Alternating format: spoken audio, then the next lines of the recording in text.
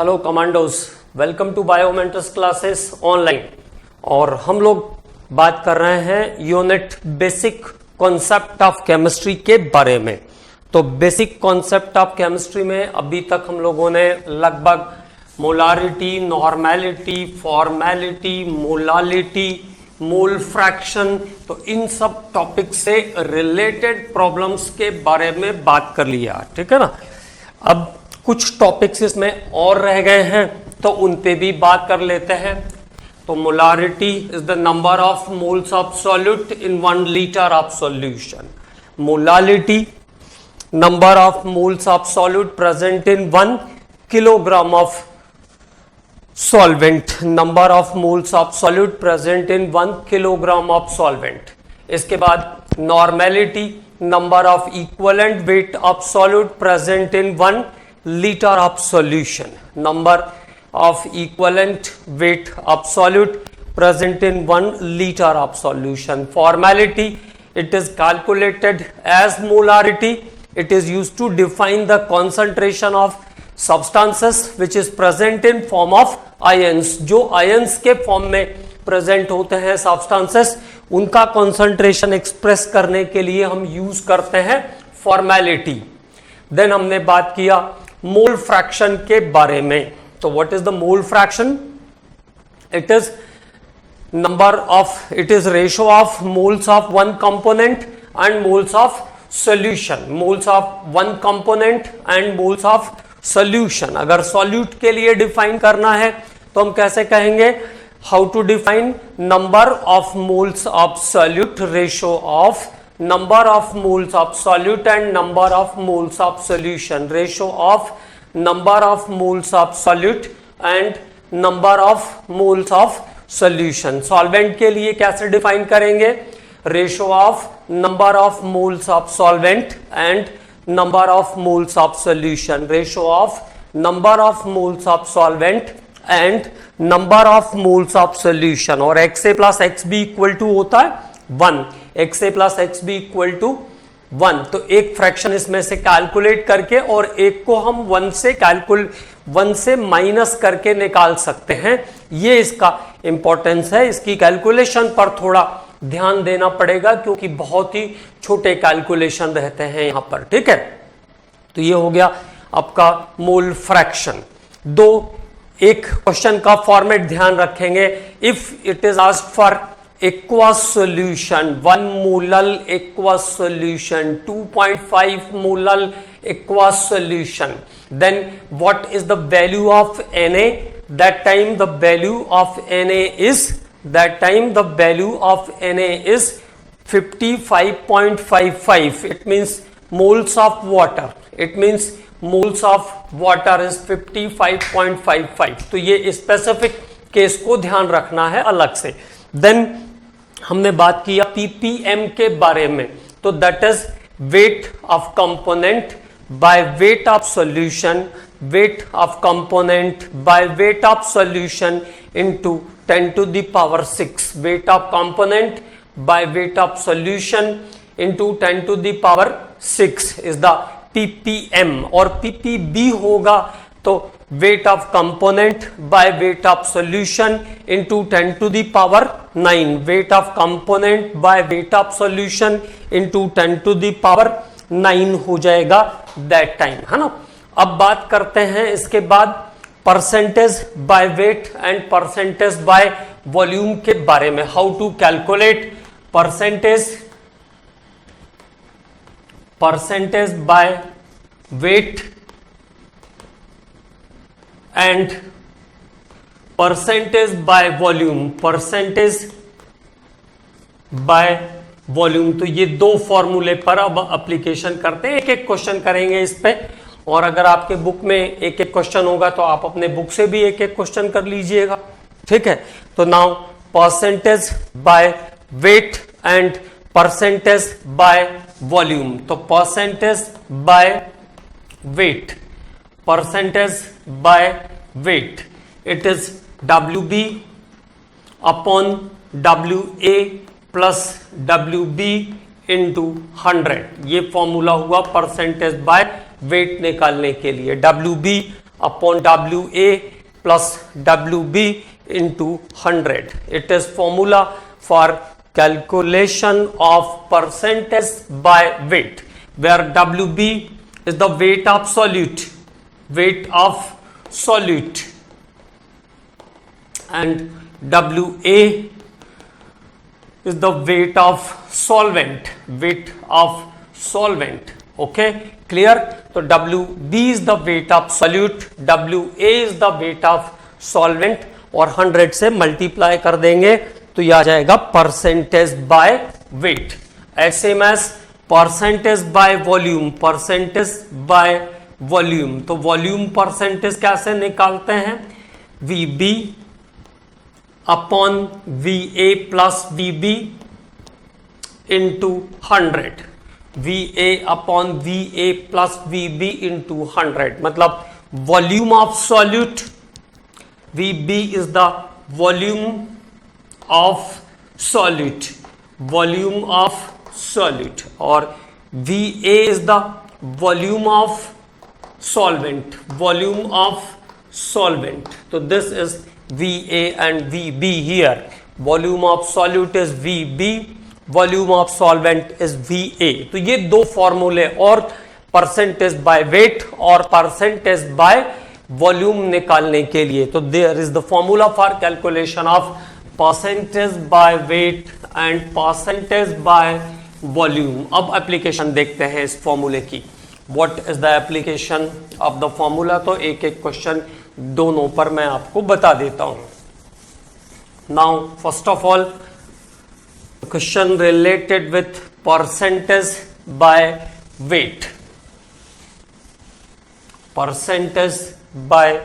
Wait, 8 gram of sugar, there is a simple question, 8 gram of sugar is present in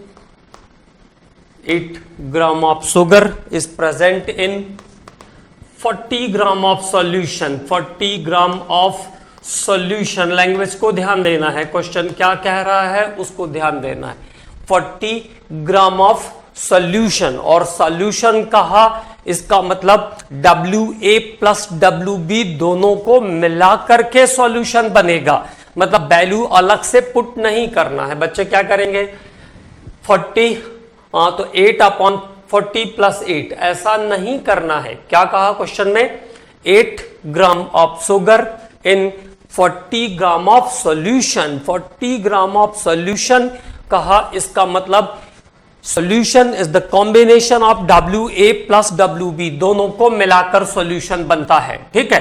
तो now percentage by weight equal to WB is the 8, WA plus WB is the 40 into 100, तो now it is 5 times, 8 पंजे 40 और 5 into 20 100, okay? तो 20% is the answer. तो the time the percentage of sugar is 20%, तो 20 gram sugar present in 40 gram of solution, find its percentage by wait, find its percentage by weight, तो wait के according उसका percentage निकालना है। तो कितना आ जाएगा? The answer is 20%। आंसर कितना आ गया? 20%, ओके? अब बात करते हैं अगले क्वेश्चन पर। The next question is percentage by volume पर भी एक क्वेश्चन कर लेते हैं, सिंपल सा। तो ये आपको अच्छे से ध्यान रखना है, केवल फॉर्मूला याद रहेगा तो कोई दिक्कत नहीं है, ठीक है? अब परसेंटेज बाय वॉल्यूम, तो the question is 20 millilitre ethyl alcohol, 20 millilitre ethyl alcohol is mixed with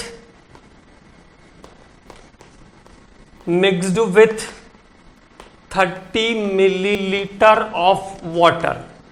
20 millilitre ethyl alcohol को 30 मिलीलीटर वाटर के साथ मिलाया।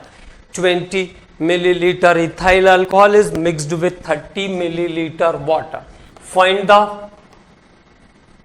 Volume percentage of volume percent, find the volume percentage, सीधे सीधे लिख देते हैं, find the volume percentage of ethyl alcohol, volume percentage of ethyl alcohol. Okay, तो what is the volume percentage?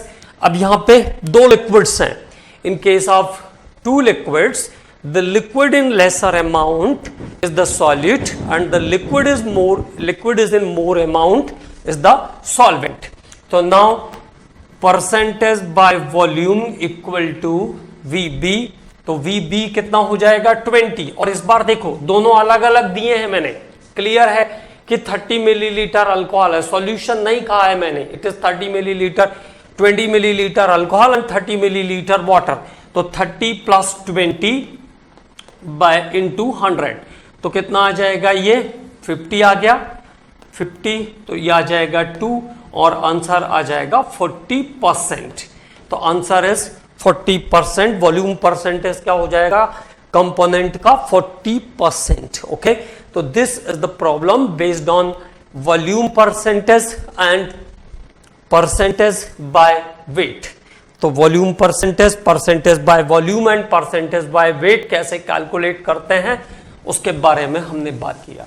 Then again one of the very important portion, very important topic, that is limiting reagent. तो limiting reagent पे बात करेंगे, this one is the very very very important topic. Okay, questions इस पे आते ही रहते हैं। Limiting reagent, limiting reagent, Hindi में कहते हैं इसको सीमांतकारी अभिकर्मक, सीमांतकारी अभिकर्मक, लिमिटिंग रिएजेंट। तो देखो लिमिटिंग रिएजेंट्स में आपको इक्वेशन बैलेंस करते भी आना चाहिए, है ना, बैलेंसिंग ऑफ इक्वेशन की भी यहां जरूरत पड़ती है लिमिटिंग रिएजेंट को कैलकुलेट करने के लिए। जैसे एक रिएक्शन लेता हूं मैं, CaCO3 plus 2HCl, it gives CaCl2 plus CO2 plus water. ये एक रिएक्शन है, CaCO3, तो उसके साथ कितने HCl कंज्यूम करने पड़ेंगे, 2 HCl कंज्यूम करने पड़ेंगे। तो CaCO3 plus 2HCl reacts to give CaCl2 plus CO2 plus water. Clear?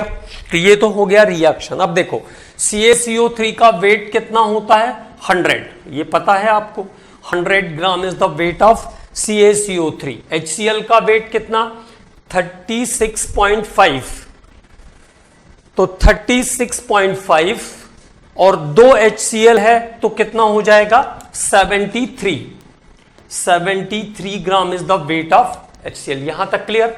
अब अगर 100 ग्राम CaCO3 है तो उसको रिएक्ट करने के लिए कितना चाहिए, 73 ग्राम HCl चाहिए। 100 ग्राम CaCO3 को रिएक्ट करने के लिए कितना ग्राम HCl लगेगा, 73 ग्राम HCl लगेगा। ठीक, अगर मान लो मैंने ऐसा कहा कि 100 ग्राम CaCO3 है मेरे पास और 36.5 ग्राम HCl है, 36.5 ग्राम HCl प्रेजेंट है 100 ग्राम CaCO3 से रिएक्ट करने के लिए, जबकि चाहिए कितना, रिक्वायर्ड अमाउंट कितना है, 73, रिक्वायर्ड अमाउंट कितना है, 73, और गिवन अमाउंट कितना है, ये रिक्वायर्ड है और ये गिवन है, दिस इज गिवन अमाउंट। और 100 ग्राम CaCO3 के साथ क्वेश्चन में क्या दिया है, 36.5 ग्राम HCl दिया है, जबकि चाहिए कितना रिएक्शन के लिए, 73 चाहिए। तो जितने देर तक HCl रहेगा उतने ही देर तक तो रिएक्शन होगा, दोनों रिएक्टेंट रहेंगे तभी तो रिएक्शन करेंगे। इसका मतलब हुआ कि HCl का अमाउंट जल्दी खर्च हो जाएगा।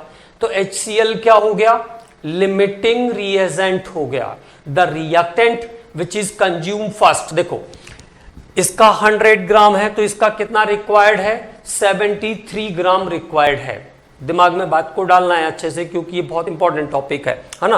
100 ग्राम CaCO3 से रिएक्ट करने के लिए मुझे कितने ग्राम HCl चाहिए? 73 ग्राम HCl मुझे चाहिए। और क्वेश्चन में मान लीजिए ऐसा दिया हुआ है कि 36.5 gram HCl is there and 100 gram CaCO3, 100 gram CaCO3 है और 36.5 ग्राम HCl है। 36.5 gram HCl is given here in the question. Then which one is the limiting reagent? तो कौन सा लिमिटिंग रिएजेंट होगा? तो 100 ग्राम CaCO3 और 36.5 ग्राम HCl चाहिए कितना था? 73 है कितना? 36.5। तो जो लेस अमाउंट का सब्सटेंस है, जो जिसके मोल्स कम हो रहे हैं, जिसका ग्राम वेट कम हो रहा है, वो क्या है? लिमिटिंग रिएजेंट है। रिक्वायर्ड कितना था? 36.5। गिवन कितना है? रिक्वायर्ड कितना था? 73। गिवन कितना है? 36.5 है। मतलब पहले खर्च हो जाएगा ये, क्योंकि ये तो केवल 50 ग्राम CaCO3 से ही रिएक्ट कर पाएगा। तो 50 ग्राम CaCO3 क्या होगा? अनचेंज बचा रहेगा, अनचेंज बचा रहेगा 50 ग्राम CaCO3। तो the reactant which is consume first during the chemical reaction is called limiting reagent. वह रिएक्टेंट जो रिएक्शन के समय पहले खर्च हो जाएगा, जिसकी क्वांटिटी कम दी हुई होगी, बैलेंस अमाउंट से जिसकी क्वांटिटी कम दी हुई होगी, वो क्या हो जाएगा? It is limiting reagent. तो क्लियर हो गई बात? तो पहले थोड़ी सी बात कर लेते हैं इससे related, how to write the limiting reagent, how to express the limiting reagent. फिर बात करते हैं क्वेश्चंस पर, ठीक है? तो नाउ आगे बात करते हैं।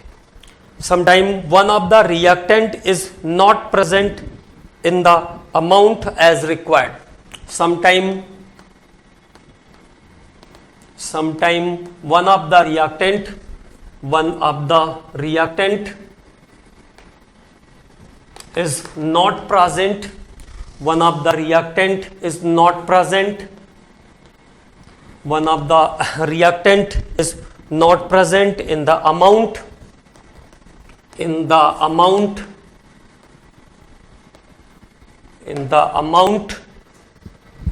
as required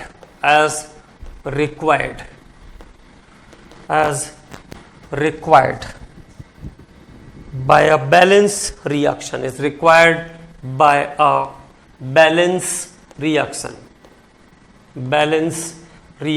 तो एक रिएक्टेंट जैसे HCl के बारे में मैंने कहा कि अगर 100 ग्राम CaCO3 है तो उससे रिएक्ट करने के लिए 73 ग्राम HCl चाहिए। और अगर क्वेश्चन में 40 ग्राम, 50 ग्राम, 60 ग्राम ऐसा दिया है तो इसका मतलब उसका अमाउंट रिक्वायर्ड अमाउंट से कम है, तो उसको हम क्या कहेंगे?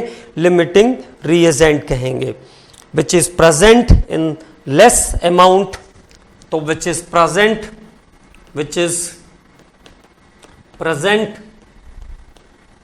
इन lesser amount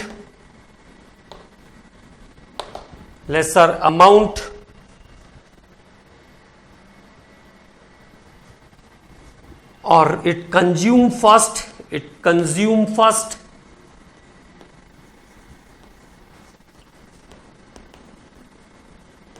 during chemical reaction, it consume first during chemical reaction is called limiting reagent, is called limiting reagent। Okay, तो वह अभिकर्मक जिसकी मात्रा सामान्य संतुलित मात्रा से कम होगी, या जो अभिक्रिया के दौरान पहले खर्च हो जाएगा, उसे हम कहेंगे सीमांतकारी अभिकर्मक। It is known as limiting reagent। So this is clear now? Limiting reagent is what? The reactant which consumed first, or its amount is less than required amount,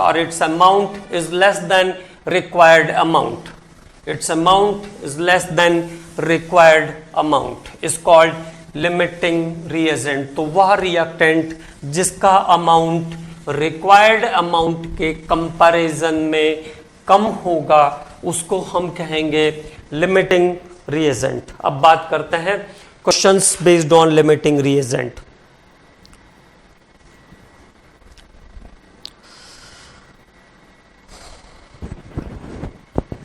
तो देखो, जैसे जिस रिएक्शन को हमने लिखा था उसी को लिखते हैं, CaCO3 प्लस 2HCl। अगर ये रिएक्शन कंप्लीट होगी तो क्या बनेगा, CaCl2 plus CO2 plus water. तो here what happens, 100 gram of CaCO3 reacts with 73 gram of HCl to give 111 gram of CaCl2, 44 gram of CO2 and 18 gram of water. Okay, तो इस reaction को अगर हम दोनों अमाउंट हमारे पास balanced format में है, सब कुछ अगर एज यूजुअल है जैसा चाहिए, तो क्या क्या बनाएगा ये, दिस रिएक्शन के in this reaction 100 gram of CaCO3 reacts with 73 gram of HCl to produce 111 gram of CaCl2, 44 gram of CO2 and 18 gram of water. So this is a balanced reaction and all the reactants are in the required amount, और सभी reactant कैसे हैं, required amount में हैं। ठीक है, clear. Now अब what are the questions related with the limiting reagent। अब क्या क्वेश्चंस होते हैं लिमिटिंग रिएजेंट से रिलेटेड, कैसे पहचानेंगे हम लिमिटिंग रिएजेंट को, उसके बारे में बात करते हैं। तो question number 1, if 10 gram CaCO3 reacts with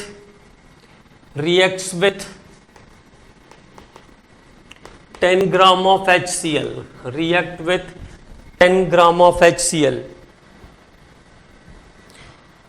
what amount of CO2, what amount of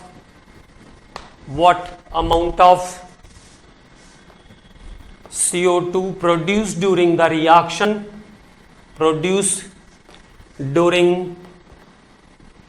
reaction, and identify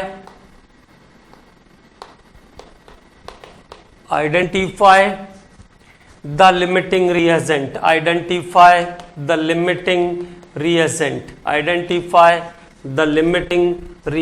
और इस रिएक्शन के अंदर लिमिटिंग रिएजेंट को भी आइडेंटिफाई करना है। तो what is the question, 10 gram CaCO3। तो देखो फिर से अरेंज करते हैं पूरे रिएक्शन को, CaCO3 प्लस HCl, अगर ये कंप्लीटली रिएक्ट करेगा तो CaCl2 plus CO2 plus H2O बनाएगा, if the amount is given the required. 100 gram of CaCO3 reacts with 73 gram of HCl, ये हमारे पास कंडीशन है। Now what happens, 10 gram of this substance is given amount क्या है, given क्या है 10 gram of this. तो 10 gram means what, 1/10, 1/10 part दिया हुआ है। 10 ग्राम मतलब 1/10 दिया हुआ है। ठीक है, तो इसका 1/10 कितना होगा, इसका दिया गिवन क्या है 10 ग्राम, गिवन कितना है 10 ग्राम, गिवन अमाउंट कितना है 10 ग्राम, और चाहिए कितना था, नीडेड अमाउंट कितना है इसका देखिए 100 ग्राम CaCO3 73 ग्राम HCl से रिएक्ट करता है। 100 ग्राम CaCO3 73 ग्राम HCl से रिएक्ट करता है। ठीक है, अब जो आपको क्वेश्चन में गिवन अमाउंट है वो कितना है 10 ग्राम CaCO3, तो 10 इज द 1/10 और ये भी कितना दिया है 10 दिया हुआ है। नीडेड अमाउंट, जो नीडेड अमाउंट है इसका वो देखिए ये 1/10 है, तो 1/10 इज एग्जैक्टली 10 ग्राम, 1/10 एग्जैक्टली कितना है 10 ग्राम। और इसका दिया हुआ अमाउंट कितना है 10 ग्राम, नीडेड अमाउंट कितना है only 7 gram, 1/10 amount is what, इसका 1/10 अमाउंट क्या होगा 7.3 ग्राम, तो 7.3 gram is the needed amount, 7.3 की जरूरत थी हमें, दिया हुआ कितना है 10, दिया हुआ कितना है 10, जरूरत कितने की थी 7.3 की, मतलब कौन सा रिएक्टेंट कम पड़ेगा, the reactant is less is the calcium carbonate, तो calcium carbonate is the limiting reagent. तो पहली बात आइडेंटिफाई हो गई। देखो इसका 10 ग्राम दिया है, तो इसका उस समय नीडेड इसके 10 ग्राम को न्यूट्रलाइज करने के लिए, रिएक्ट करने के लिए कितना HCl चाहिए 7.3, इसका भी तो 1/10 अमाउंट चाहिए होगा, तो 1/10 73 का 1/10 कितना होगा 7.3, 7.3 is needed but given is 10 ग्राम, 10 ग्राम दिया है, तो बाकी इसका 1/10 इसके 1/10 से रिएक्ट करेगा, तो इसका 1/10 तो 10 ग्राम है और इसका 1/10 कितना है 7.3 है, तो 7.3 से रिएक्ट कर लेगा 10 ग्राम, तो बाकी का HCl का अमाउंट क्या हो जाएगा, बेकार पड़ा रहेगा, 2.5 ग्राम जो भी अमाउंट है वो बेकार पड़ा रहेगा। तो पहले कौन कंज्यूम हो गया, CaCO3 is consumed first during the reaction, इसलिए इस रिएक्शन में CaCO3 क्या हो जाएगा, लिमिटिंग रिएजेंट हो जाएगा। जो रिएक्टेंट पहले रिएक्शन फिनिश कर देगा, जिसका अमाउंट पहले फिनिश हो जाएगा, वो लिमिटिंग रिएजेंट होगा। तो एक आंसर तो क्लियर हो गया, CaCO3 is the limiting reagent, CaCO3 limiting reagent होगा इस रिएक्शन के अंदर, CaCO3 क्या होगा, लिमिटिंग रिएजेंट होगा। अब देखो जब तक दोनों रिएक्टेंट प्रेजेंट रहेंगे तभी तक रिएक्शन होगी, जब तक दोनों रिएक्टेंट प्रेजेंट रहेंगे तभी तक केमिकल रिएक्शन पॉसिबल है, उसके बाद तो रिएक्शन होगी नहीं। ठीक है, तो जो CO2 का अमाउंट है, the amount of CO2 is calculated with the help of the amount of CO2, the amount of evolved CO2 और amount of the form product is calculated with the help of limiting reagent. तो limiting reagent के help से ही हम वो amount calculate कर पाएंगे product के जो हमसे पूछे जाएंगे। ओके, यहां तक क्लियर। अब बात करते हैं, देखो 100 ग्राम अगर CaCO3 रिएक्ट करता है, 100 ग्राम CaCO3 reacts to form 44 gram of CO2। अगर 100 ग्राम CaCO3 रिएक्ट कर लेता पूरा, तो कितना ग्राम CO2 इवॉल्व हो जाता, 44 ग्राम CO2 इवॉल्व हो जाता। That time 44 gram CO2 gas is evolve. Okay, but the amount of CaCO3 react only 10 gram, then from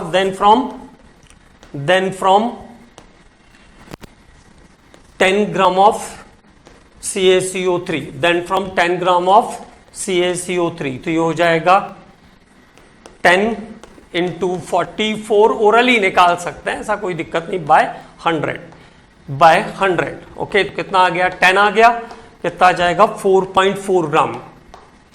oral calculation है, ऐसा कुछ नहीं है इसमें। तो देखो क्या हुआ, सिंपल सी बात है, अगर 100 ग्राम CaCO3 रिएक्ट करता तो 44 ग्राम CO2 इवॉल्व होती, 100 ग्राम CaCO3 रिएक्ट करता तो 44 ग्राम CO2 इवॉल्व होता। अब CaCO3 का ग्राम वेट कितना दिया है, कितना अमाउंट दिया हुआ है 10 ग्राम, तो इट इज 1/10, तो CO2 भी अपने अमाउंट का 1/10 इवॉल्व होगा, एंड दैट इज 4.4 ग्राम। तो ओरल सॉल्व हो जाएगा। ठीक है, तो 10 ग्राम CaCO3 जब रिएक्ट करेगा तो 4.4 ग्राम CO2 गैस इवॉल्व होगी। अब अगर मान लो इसी चीज को ऐसा पूछते कि how many litre of CO2 gas evolve, कितने लीटर CO2 गैस इवॉल्व होगी, तो देखो CO2 गैस कितने लीटर इवॉल्व होगी अगर पूछते, तब कैसे जाते हम। तो देखो 100 ग्राम CaCO3 अगर रिएक्ट कर रहा है तो 44 ग्राम ऑफ CO2 बन रही है, बया मोलार वॉल्यूम कितना हो जाएगी, ये 22.4 लीटर हो जाएगी। मोलार वॉल्यूम कितनी हो जाएगी 22.4 लीटर। मतलब अगर 100 ग्राम CaCO3 रिएक्ट करता तो 22.4 लीटर CO2 इवॉल्व होती। देन फ्रॉम 10 ग्राम अगर 10 ग्राम रिएक्ट करेगा तो कितनी निकलेगी 2.24 लीटर, 1/10 ऑफ द मोलार। तो 2.24 litre of CO2 gas evolve during the reaction. तो 2.24 लीटर CO2 गैस इवॉल्व होगी इस रिएक्शन के समय पर। अगर लीटर में पूछता तो, वेट में पूछा है तो आंसर आ गया था हमारा 4.4 ग्राम। ओके, अब दूसरा क्वेश्चन करते हैं। बन जाएंगे क्वेश्चन, इसके टफ नहीं रहते हैं, बस केवल सही से इमेजिन करने की जरूरत है। इमेजिनेशन बिल्कुल सही होना चाहिए यहां पे कि आप क्या कर रहे हो उस बात का। अगला 17 ग्राम AgNO3, 17 gram AgNO3 reacts with 25 gram of HCl। 17 gram AgNO3 कितना 25 ग्राम HCl से रिएक्ट करता है। React with 25 gram of HCl, react with 25 gram of HCl। How much amount of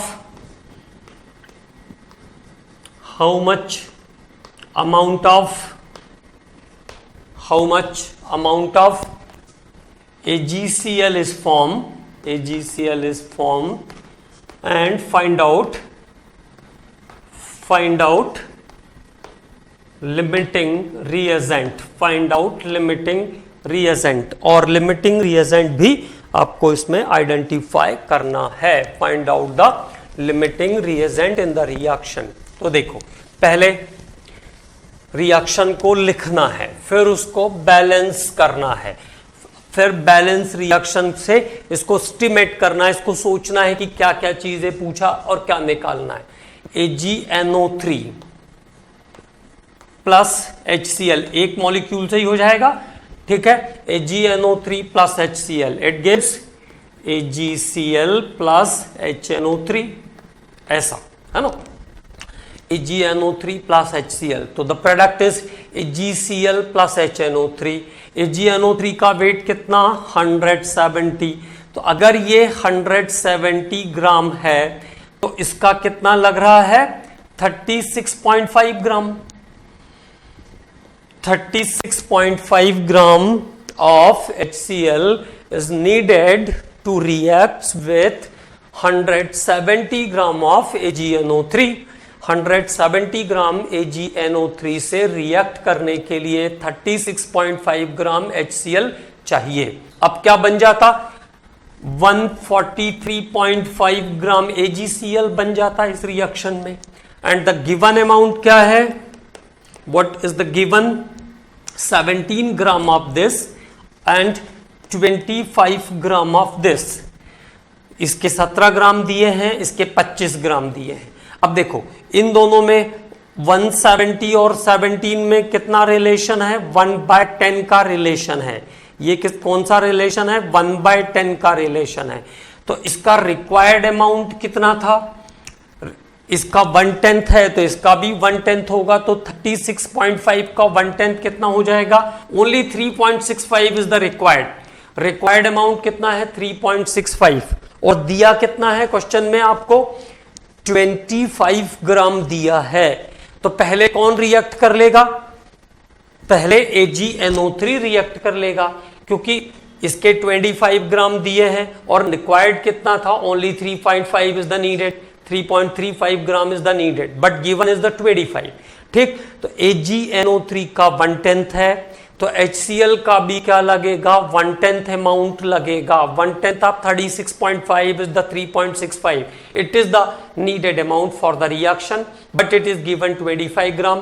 तो this is the remains unchanged. बाकी का जो हिस्सा है 25 में से 3.65 खत्म होने के बाद बाकी अनचेंज्ड बचा रहेगा। तो the substance that finish in the reaction, कौन सा सब्सटेंस पहले फिनिश हो जाएगा, AgNO3 पहले फिनिश हो जाएगा, क्योंकि वो तो केवल 3.65 ग्राम HCl से ही रिएक्ट कर पाएगा, बाकी का HCl बचा रहेगा। तो reactant consume first is AgNO3। तो this one is the limiting reagent. तो पहली बात क्लियर हो गई, AgNO3 लिमिटिंग रिएजेंट है। AgNO3 is the limiting reagent. अब आते हैं कि कितना ग्राम HCl, कितना ग्राम AgCl निकलेगा। ठीक है, तो देखो अब क्वेश्चन को अरेंज करें। हमारे पास लिमिटिंग रिएजेंट हमको पता चल गया, AgNO3, उसका अमाउंट कितना है, 17 ग्राम है। देखिए 170 ग्राम अगर AgNO3 होता, 170 ग्राम अगर AgNO3 रिएक्ट करता तो कितना AgCl फॉर्म होता, 143.5 ग्राम AgCl फॉर्म होता। 143.5 ग्राम AgCl is formed when 170 gram is react. Its amount is only, तो 17 ग्राम से कितना फॉर्म होगा, तो सीधे सीधे क्या हो गया, वो तो आंसर आपको पता ही है, 17 इज 1/10, तो ये भी 1/10 हो जाएगा। तो 17 ग्राम से कितना फॉर्म होगा, 17 इंटू 143.5 बाय 170, तो ये आ गया 10 टाइम्स और ये आ जाएगा 14.35 ग्राम। तो the amount of AgCl formed during the reaction is 14.35 gram, 14.35 gram AgCl बनेगा इस रिएक्शन में। 14.35 ग्राम AgCl is formed during the reaction, okay, and AgNO3 is the limiting reagent, और AgNO3 यहां पर limiting reagent है। AgNO3 is the limiting reagent। Clear? अगला question करते हैं।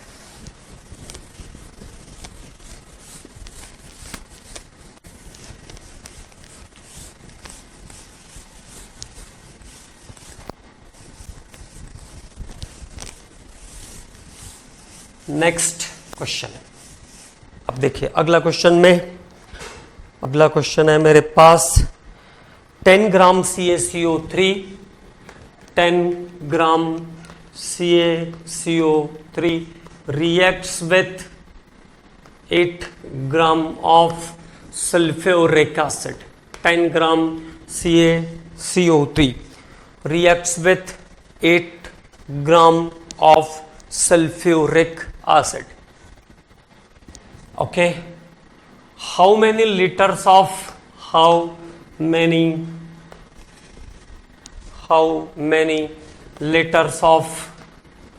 CO2 gas evolved during reaction?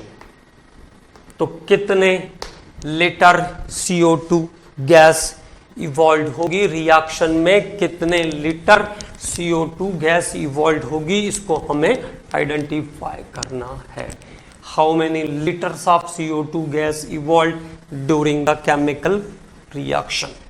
Now first of all equation CaCO3 plus H2SO4, it gives CaSO4 plus CO2 plus water। clear?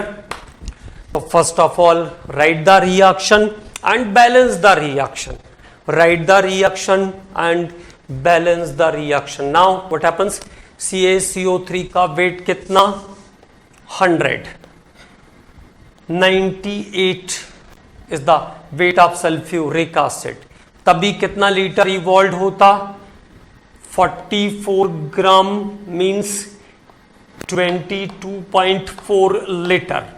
अगर 100 ग्राम CaCO3 98 ग्राम sulphuric acid से react करता है तो उस समय 22.4 लीटर या 44 ग्राम CO2 गैस इवॉल्व होती है। यहां तक क्लियर?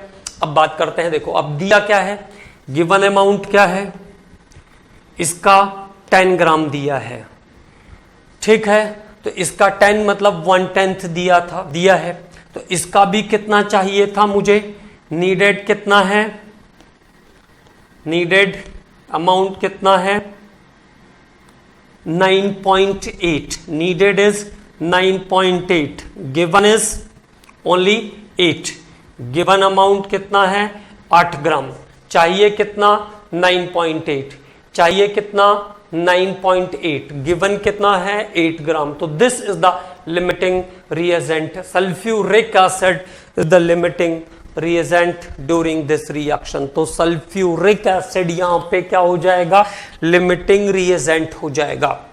इसका चाहिए कितना था 9.8, गिवन कितना है 8 ग्राम, तो only 8 gram is given, it means H2SO4 is the limiting reagent. तो एक बात clear, sulphuric acid is the limiting reagent, sulphuric acid limiting reagent है। और इस टाइप के रिएक्शन में आगे का कैलकुलेशन लिमिटिंग रिएजेंट के अमाउंट पर बेस रहता है। तो देखो, if 98 gram H2SO4 is there, then 22.4 liter CO2 gas evolved। अगर 98 ग्राम मतलब 1 मोल सल्फ्यूरिक एसिड होता तो 1 मोल CO2 बनता।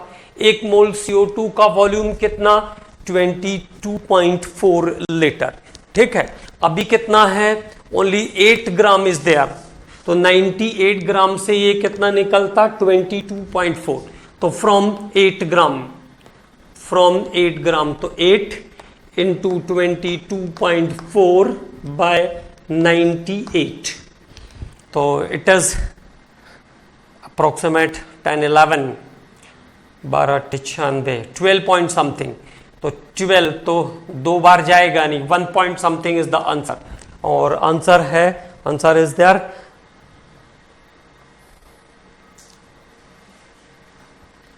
Answer is 1.82 litre, 1.82 litre, 1.82 litre is the answer of this question. तो इस क्वेश्चन का आंसर कितना आ गया 1.82 लीटर आ जाएगा।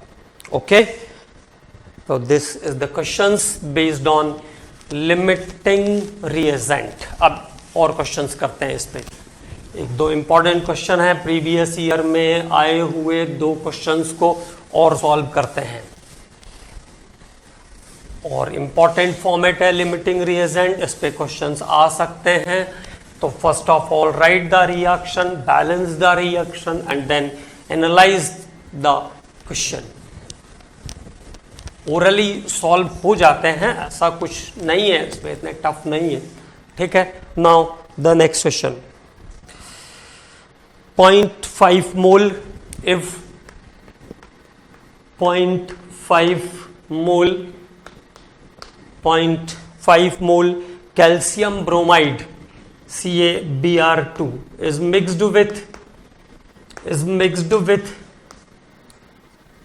0.5 mole calcium bromide is mixed with 0.2 mole of 0.2 mole of K3PO4 potassium phosphate, K3PO4. The maximum number of moles, the maximum number of moles, the maximum number of moles of Ca3PO4 whole twice is formed। तो कितने मोल Ca3PO4 whole twice के बनेंगे ये find out करना है। The answer 1 is the 0.1 mole, answer B is the 0.2 mole, answer C is the 0.5 mole and answer D is the 0.7 mole, 0.7 मोल। तो ये question अब आपको सॉल्व करना है। तो पहले क्या करना पड़ेगा, पहले दोनों को लिखना पड़ेगा, उसकी इक्वेशन बैलेंस करनी पड़ेगी। Ca3PO4 whole twice the calcium phosphate, तो तो 3CaBr2 calcium bromide plus 2K3PO4, ये इसका स्टार्टिंग है ना। अब प्रोडक्ट तो क्या बन जाएगा, Ca3PO4 whole twice plus Ca3PO4 whole twice plus 6Kbr। तो there is the complete balance reaction। तो if 3 moles of this substance, अगर इसके 3 मोल इसके 2 मोल से रिएक्ट करते हैं तो ये कितना बनता है भैया, 1 मोल बन जाएगा, 1 mole of this. Okay, 3, 2 and 1। If 3 moles of calcium bromide reacts with 2 mole of potassium phosphate, then it gives 1 mole of calcium phosphate. तब 1 मोल कैल्शियम फॉस्फेट बनता है। अब गिवन अमाउंट पे आइए, इसका कितना दिया हुआ है 0.5, ठीक है, और अगले वाले का कितना दिया है 0.2। तो देखो इसका 0.5 और इसका 0.2, तो ये कितना है, दिस इज 1/10। ये अपने अमाउंट का 2 से 0.2 का रिलेशन कितना है 1/10। तो इसका रिक्वायर्ड कितना था, रिक्वायर्ड कितना है इसका 1/10 कितना होगा 0.3 रिक्वायर्ड था, और दिया कितना है 0.5। 0.3 1/10 इज द रिक्वायर्ड, इसका 1/10 है तो इसका भी 1/10 रिक्वायर्ड है, तो 1/10 is the 0.3, 1/10 is the 0.3 and given is 0.5। It means K3PO4 is the limiting reagent. तो पोटासियम फॉस्फेट यहां पर लिमिटिंग रिएजेंट है। ओके, तो if 2 mole of this 2 mole of K3PO4 give 1 mole of Ca3PO4 whole twice। ठीक है, अगर 2 मोल K3PO4 रहता है तो 1 मोल Ca3PO4 होल ट्वाइस बन जाता है। It gives 1 mole of Ca3PO4 whole twice है कितना ये 0.2। तो फ्रॉम 0.2 तो 0.2 इंटू 1/2, तो दैट इज 0.1 और 0.1 इंटू 1 तो कितना बन जाएगा 0.1 mole of calcium phosphate is form. Answer कितना हो जाएगा, ए इज द करेक्ट आंसर। तो this time correct answer is a, तो ए यहां पर करेक्ट आंसर होगा। In the next lecture 1-2 question और देखता हूं मैं, अगर इसमें अच्छे मिल जाएंगे तो उस पर काम करेंगे, and then empirical and molecular formula of the compound पर काम करेंगे अगले लेक्चर में, एंड कोशिश करते हैं 1-2 लॉ भी हो जाए तो एक और लेक्चर लेकर के इसको फिनिश कर देंगे। और भी कुछ क्वेश्चंस ऐसे भी हैं जिनका कोई थ्योरी या कोई भी फॉर्मूला गिवन नहीं है, लेकिन वो क्वेश्चंस इसमें आए हैं, तो उस टाइप के भी कुछ क्वेश्चंस पर हम लोग बात कर लेंगे। Okay commandos, thank you.